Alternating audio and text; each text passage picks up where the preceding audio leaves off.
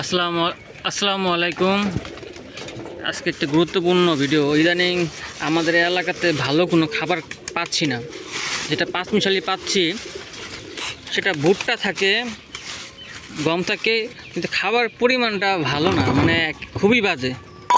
এখন কারা কোথা থেকে আমার ভিডিওটা দেখতেছে অবশ্যই আমাকে জানাবেন এবং আমাকে কমেন্টসে একটু বলবেন যে আপনার ওদের খাবারটা কি এরকম কিনা। যেমন এই যে দেখেন, এটা আমি বাসায় ছিলাম না, আমার বাবা খাবার নিয়ে আসছে। তো এই খাবারে দেখেন যে এইগুলি কিন্তু আমার কবুতর খায় না।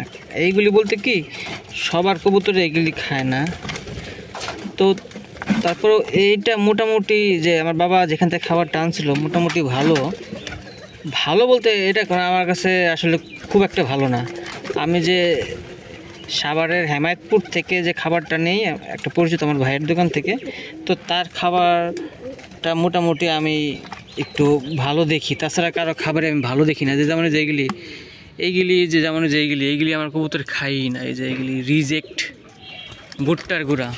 তো আজকে আমাদের এলাকায় ঘুরলাম বাইক নিয়ে অনেক খাবারের জন্য, তো ভালো খাবার পাইলাম না। আসলে ভালো খাবার না পাইলে না খাওয়ানোটা ভালো। তারপরে কী করলাম, খালি গম নিয়ে আসলাম। এই যে এখন কী করবো, খালি গমই খাই। কালকে হয়তো হেমায়তপুর থেকে খাবার নিয়ে আসব। এই পচা খাবার খাওয়ায় তো কবুতরকে অসুস্থ করার কোনো মানে হয় না আমি মনে করি। তাই এখন তো কবুতরকে তো খাওয়াইতে হবে, এর জন্য আর কি এই যে শুধু গম নিয়ে আসলাম। এই গমটাই ওদের খাইতে দেবো এই কয়েকদিন। তারপর আমি যখন নাকি হেমায়তপুর থেকে একটু ভালো খাবার আনার চেষ্টা করব। আসলে ওই নিজে খাবার কিনা বানাইতে পারলে ভালো সবচেয়ে।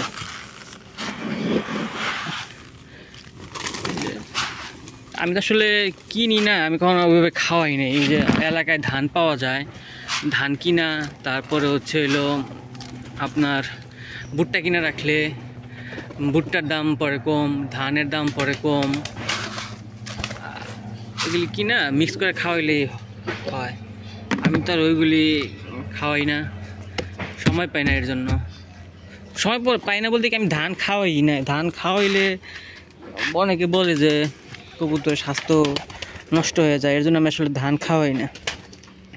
এখন যা আছে যেইগুলি পাঁচমিশালি কবুতর, এগুলি খাবার খাওয়াইতেছি ওদের। তো আপনারা যেখান থেকে ভিডিও দেখেন অবশ্যই আমাকে জানাবেন যে আপনারা কোথা থেকে ভিডিও দেখতেছেন এবং আপনাদের ওই জায়গার খাবারের অবস্থাটা কেমন। সবসময় চেষ্টা করবেন একটু ভালো খাবার খাওয়ানোর জন্য। ওই নষ্ট খাবার, ওই পাঁচমিশালি খাবার বলতে কি পাঁচমিশালিতে শুধু নামে রে ভাই, কাজে না। আপনার কি থাকে, 4-5টা ডাবরি থাকে আর গম আর ভুট্টারাই থাকে, আর কিছুই থাকে না, কিন্তু নামে পাঁচমিশালি। তারপরেও আমি যেটা খাওয়াই মোটামুটি এরকম অনেক ভিডিওতে দেখছেন অনেক ভালো, কিন্তু অনেকে দূরে চাইছেন, কিন্তু দূরে আসলে ভালো খাবারটা দিতে গেলে পরে কষ্ট পড়ে যায় অনেক। তো সেক্ষেত্রে আপনাদের এই এলাকা থেকে ওই দামে ভালো খাবারটা পাবেন, যেমন যেটা রেসার টেসারে আর কি খাওয়ায় ওটাই পাবেন আপনারা। আমার জাস্ট এখন এই যে খাবার নাই এলাকায়, এর জন্য আর কি শুধু গম কিনে আসলাম। শুধু গম খাওয়ানোটা আবার ভালো না, তাহলে ওদের পায়খানাটা একটু অন্যরকম হয়ে যায়। আর সবসময় গ্রিট খাওয়াবেন, গ্রিট খাওয়ালে এবার কবুতর মোটামুটি আলহামদুলিল্লাহ অনেক ভালো থাকে।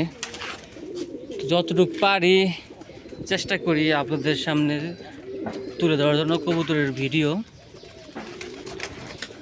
সবসময় আমি এইগুলি নিয়ে থাকি, কবুতর নিয়ে থাকি ভাই, কারণ আমার সময়, ওদের সাথে আমার সময় কাটে, প্রচুর পরিমাণ সময় কাটে। আর এখন যে পরিমাণের গরম পড়ছে, একটু কবুতরকে লেবু খাইতে দিবেন, আর এই সময় ভিটামিন দিবেন না।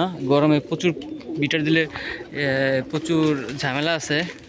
তো গরমে আর কি করবেন না, কবুতরকে ভিটামিন দিবেন না। ভিটামিন দিলে ঝামেলা আছে, কবুতর স্ট্রোক করে মারা যাবে, কারণ ভিটামিনে প্রচুর পরিমাণের শরীর গরম করে। তো সেই ক্ষেত্রে তো সবাই ভালো থাকবেন, সবাই সুস্থ থাকবেন, সবার জন্য শুভকামনা রইল এবং সবার জন্য দোয়া ভালোবাসা রইল।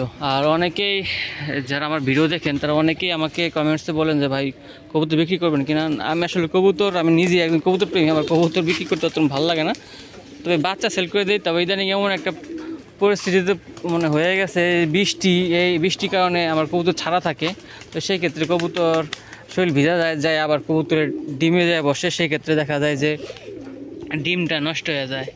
আবার তারপর আবার দেখা যায় বাচ্চা হইলে একটা বাচ্চা ফুটে, আবার একটা বাচ্চা ফুটে না বৃষ্টির কারণে। আবার কবুতরের বাচ্চা নিচে পড়ে গেলে আবার কুকুরে নিয়ে যায়, কত রকমের যে ঝামেলা থাকে। তো সবাই ভালো থাকবেন, সবাই সুস্থ থাকবেন, সবার জন্য শুভকামনা, দোয়া রইল।